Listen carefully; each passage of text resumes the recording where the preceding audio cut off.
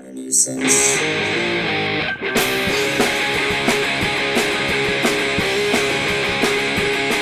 I try to be good, but I can't, but I should. I don't know the road to start. Good day, howdy ho, gamers and YouTubers alike. This is Citrek the Gamer 97 here to bring you a special video. Not so much special, but episode 2 of Childhood Classics. And before we begin, just a little disclaimer. There's going to be some changes, some minor changes, but also could be major comparatively to what most of my changes would be. But there will be the Wii. That will be the next episode, not Xbox. I'm sorry for this for a PlayStation 2 video, but it's the only gamer-related shirt I have. Oh well. But anywho, enough about the jokes here, but in all seriousness, the PS3 had been sold, including the whole collection, so you won't be seeing an episode of that, unfortunately. Otherwise, I'd be doing that as a final episode, even though it's not a childhood classic. It's more so a modern step into the right direction for modernized gaming. But, oh well, I mostly played classics on it anyway. But without further ado, let's get started. So, what we have here is the PlayStation 2 that I currently own, all thanks to my late Uncle Mike, who gave this to me for Christmas in 2015. Whew, that was a great gift, and a few of these games that, well, some of them that are in this pile are part of the haul of games which I did not bring. I should have, but my backpack wouldn't have fit it. Well, let's get rid of that sour note, pretend it didn't happen, and let's just get down to the nitty-gritty. So basically, what is the PS2? To me, anyway. Well, when I was a kid, pretty much everybody I knew had one. Like, seriously, who didn't have a PS2 when I grew up? Well, there was a small, like literally a small handful of people who had an Xbox. And only one person I knew in real life had a Sega Dreamcast. And, like, maybe a couple here and there had the GameCube. I'm talking about 6th generation, I mean. Most people I knew had either a PS1 or a PS2. Yeah. Then the next generation is just flip-flop. There's more Xbox owners than PS3 owners. Which, I will get more into that for episode 3 for the Xbox. No, episode 4 for the Xbox episode. Yeah, I'm already getting confused for my own series here. Oops. Oh well. But what can you do with the PS2? What does it mean to me? So what does it mean to me? Well, first thing, it will be my childhood console that I did not own until I was 10 years old, but I've had a few of them from stepdads.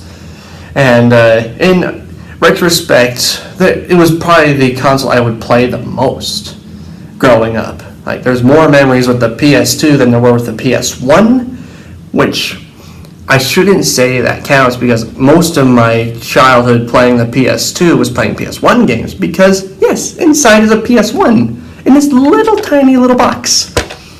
And what else does it give you? Let me show you here. You can also listen to your favorite bands, like Nirvana here. And this is before the digital age.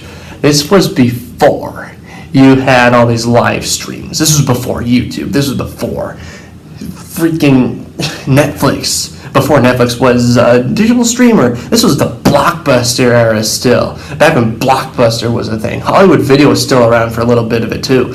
So what did you do when you wanted to watch a TV show all the way through if they were on a DVD box set? Before you decided to go to the DVD side of things, which most people bought this for.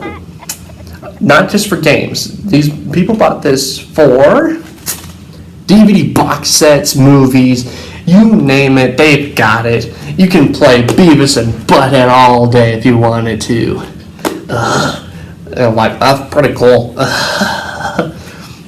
And one thing I will give credit where credit is due, this is the better DVD player than the Xbox even. And I love Xbox. I love PS2. I love PS1. Like, seriously, I can differentiate all of them, and I would still love them all. Wish I had a GameCube I could show you guys, but that wouldn't be a childhood console now, would it?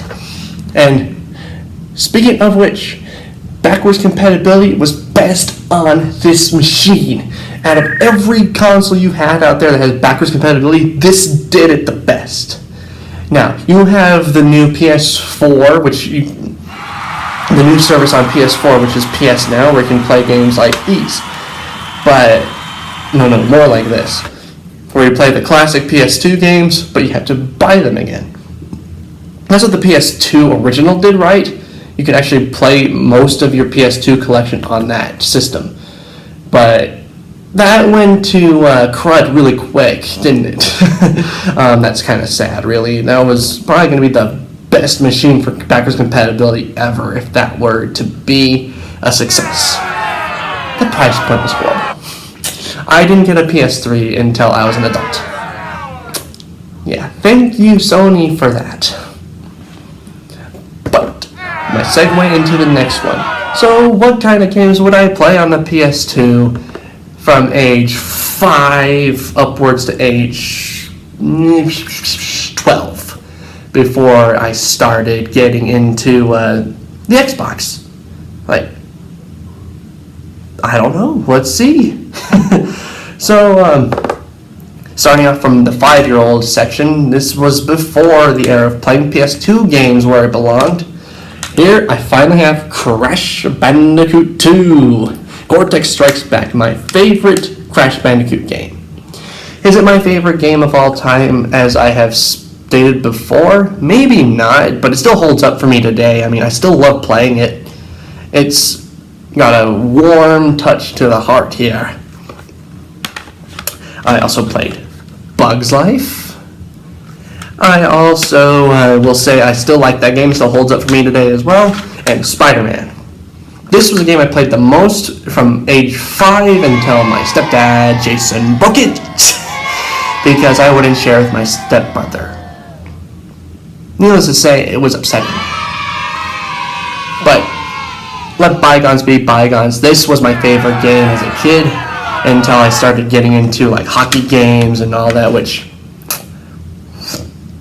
you see here. There is NHL 2001, which I played more on PS1 than I did on PS2, which I got the PS2 version way later in my lifetime.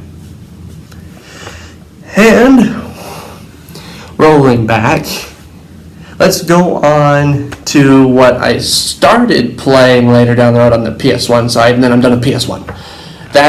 This is just stuff that I'm continuing on later.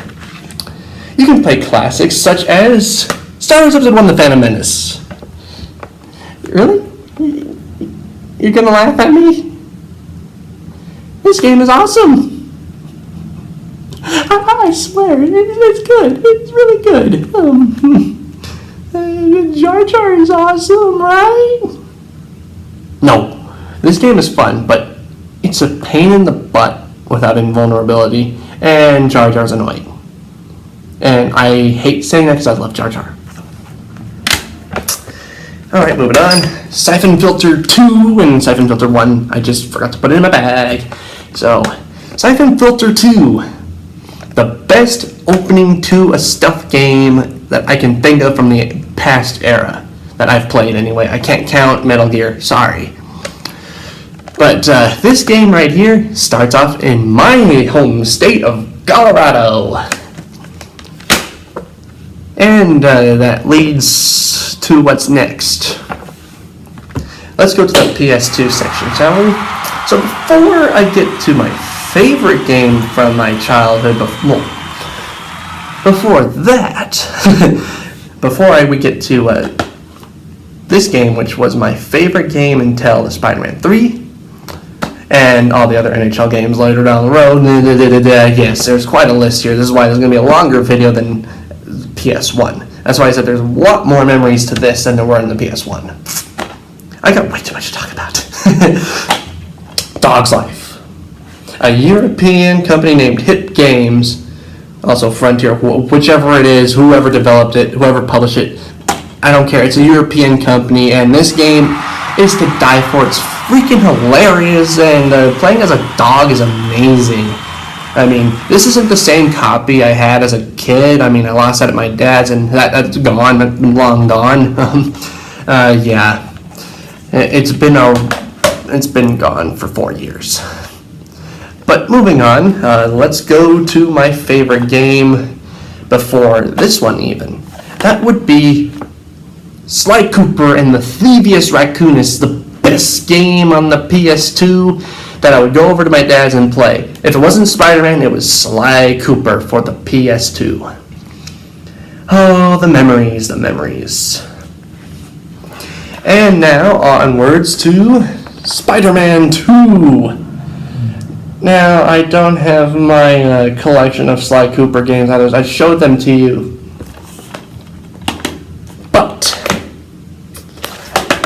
no need for the sadness. This was probably one of the first PS2 games I ever played. And I'm actually into it now. I mean, as a kid, I only played it because, let's say I was more of a rebel as a kid than as a teenager or as an adult. So this game right here was kind of my childhood. I played it at babysitters, I played it at my dad's, wherever I could actually see somebody who owned it play it. And I could play it too. And this is a game I just now got for 25 cents at Mr. Money, Guitar Hero 3. 25 cents for a quarter. You can get these kinds of games at Mr. Money. Come on. That's a great deal. But I had this on the Wii growing up, and somebody stole it. Yeah. My favorite Guitar Hero game, by the way. And this is the game that got me into playing real guitar, which I'll get into it on a different channel on a different day. So let's go on to the games I started playing as an adult. Ratchet and Clank, it would be a good start. I would say Jack and Daxter, but I started that as a kid, but I don't have that game with me right now. So Ratchet and Clank, I started getting into that, all thanks to G4 Icons, and really a lot of people talked about it. It's like, what's the hubbub about? And then the movie started coming out around 2015. I saw the movie on Netflix, and I love it. I mean, what's wrong with it? I didn't play the new game, so I didn't get spoilers until I watched the movie. But this is a great game. I recommend it to everybody. I don't know what my problem was other than my Xbox only phase, which I'll get into in episode 4. Might be the last episode, by the way. It's a very short series. I didn't have a lot of growing up to do, and I'll mention other consoles in other episodes, but that's about it. There are many episodes to go with them. Now let's go on to this game right here, Rise to Honor. Did I say it wrong again? No, I didn't. This time I actually said it right, Rise to Honor. This is a fun game, but they really could have worked on the combat. I mean, I would have liked to have switched over to button mashing, because the only game I can think of where using the right analog stick right would be Star Wars Obi-Wan, which was on the Xbox, which I think that did lightsaber combat perfectly. But this isn't a lightsaber, this is a martial arts game. You need to have some sort of button to press to start fighting. And I was struggling so hard on the second boss of the game. I'm still stuck on it, but who cares? I'll get back into it later. And then SOCOM Combined Assault. Now, fun fact about these games right here. They were found in a dumpster, and they work perfectly fine. I forgot to bring Burnout, what's the name? Oh, it's the last Burnout game to come out on PS2. That stuff was great. I mean, it looked perfect, and using component cables, which is the best way to use a PS2 on your HD TVs, it doesn't look the best, but it sure looks better than it did. And you can't go wrong with a little bit of clarity. But yeah, pretty much playing these growing up. Well, so much the PlayStation 1 games that I played growing up on the PS2 was the best way to play. Until the PS3 came into my life, which no longer exists in my lifetime. Oh well. But now, watching things like Beavis and Butthead and Big Daddy Toy Story, my childhood movies, my childhood TV shows, The Big Bang Theory, Jurassic Park, you name it, you got it on this. This was probably the best machine of that era, but not the best for games. It wasn't marketed as a gaming machine per se. It was more suited for the casualists who weren't even thinking about a game console. This was the cheapest DVD player back then, mind you. This was a really, really good deal. You had everything. You had a PS1, a PS2, a DVD player, and a CD player. Play your favorite Nirvana songs in shuffle mode. Your favorite MP3 CDs. You got it. But that doesn't mean it's my favorite console. No, that honor still goes to the Xbox original. I'm not gonna lie. But yeah, this is pretty much it. I mean, I have probably a little bit more to say before I move on to the finale of this episode and saying goodbye. Again, I'm gonna say hats off and rest in peace, Uncle Mike and my Grandma Rita, who passed away the same year. Last year, 2017. This right here means a lot to me, and I want to say thank you. And Grandma, thank you for tolerating my childhood and letting me play games like this with you growing up, and playing this as the last game I got to play and show you. God bless you guys, and Godspeed. And in a better light, I look forward to playing a lot of these games for you guys on my YouTube channel here, Citrus the Gamer 97, which it doesn't have a 97 in the name, but who cares? That's how I'll be. Well, in conclusion here, everybody, this is only half the battle. There's going to be more to talk about on the Wii. Even though I really don't have that collection anymore, and here's some honorable mentions of games I did not talk about while I was on this video. NHL 2003 was my favorite NHL game growing up, and I really look forward to hopefully buying it again and playing it, and I have a series of mine for that game, so don't worry about it. And Sims 2, which is probably the other game I would play the most with NHL 2003, before the Spider-Man 2, actually a little bit after the Spider-Man 2 era. The Sims 2 on PS2 was better than, well, any of the Sims games on that console, to be honest. Probably better on Xbox because it probably looked better, but who cares? It was what I played it on. Well, here I am, telling you goodbye. Farewell, happy gaming, happy lifestyles, and God bless. Good day. Hey everyone, if you like this video, please give a thumbs up, comment, and subscribe, please. And please be nice to all those commenting, and I don't want to see any fighting out there. Come on now. God bless, and have a good night. Goodbye.